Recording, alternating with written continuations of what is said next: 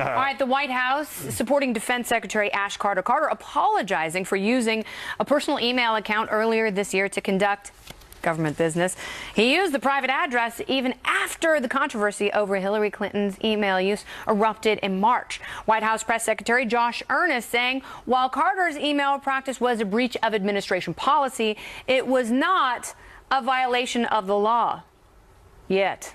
Meantime, Senate Armed Services Chairman John McCain is now requesting copies of Carter's emails to see if sensitive information was compromised. McCain also releasing a statement reading in part, quote, with all the public attention surrounding the improper use of personal email by other administration officials, it is hard to believe that Secretary Carter would exercise the same error in judgment. It's actually, Andrew, it's not that hard for me to believe because I think a lot of people are just lazy. And, you know, he's sitting there waiting for his car and he's maybe editing some of the speeches he's going to give and he uses his personal email. But laziness is one of the factors that got Hillary Clinton into this mess, isn't it?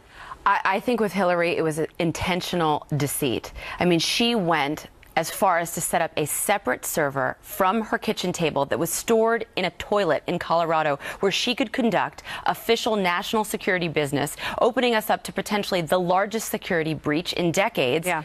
Just because she didn't want to have to cooperate with FOIA laws and information request keeping.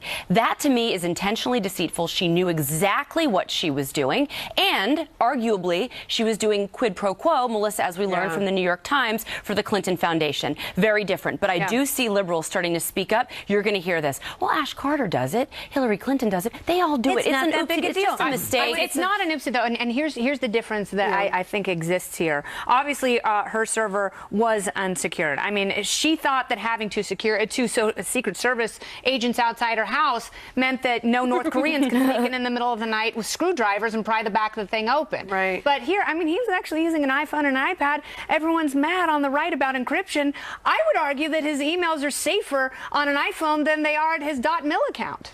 Well, I mean, I think especially considering the hacks on the Defense Department, the Chinese hacks, the hacks at OPM. Yeah, that's true. Although I know a lot of data firms that only use BlackBerry because they feel like as antiquated as it is the safest. But I digress. I think that one of the things that is different, though, if we're comparing the two situations, is that Ash Carter at least stepped up and said, "Here's what I did," and he owned it, and he was like, "I shouldn't have done this." Where she wouldn't even admit that she had done it until there was this overwhelming evidence. I mean, they just deny, and at least he did own what he had done. Is he owning it because there's something else coming, or do you think this is innocuous? No, because it's embarrassing. It really is inexcusable, given that Hillary was going through that firestorm, and in the middle of it, he's doing the same thing. I mean, as you mentioned, as the terrorists are using encryption devices to communicate. I mean, this guy, with all due respect, this clown is using Hotmail, for God's sakes, potentially classified material.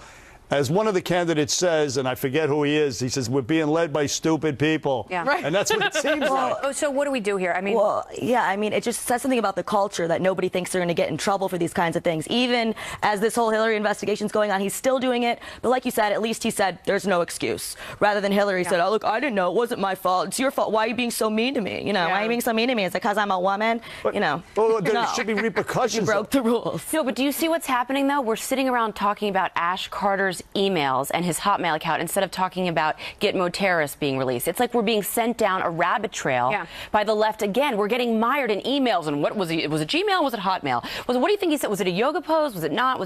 It's a distraction. Yes, let's stay focused. Right. This is not like Hillary Clinton. This is less serious, but let's stay focused on the issues and not take the bait. All right, very good. I have to say about that. Yeah. One school district closing its doors today after an uproar over a controversial Arabic class assignment. Is it an overreaction or a symptom of heightened fears following the terror attacks in Paris and California? We will discuss. It's Outnumbered.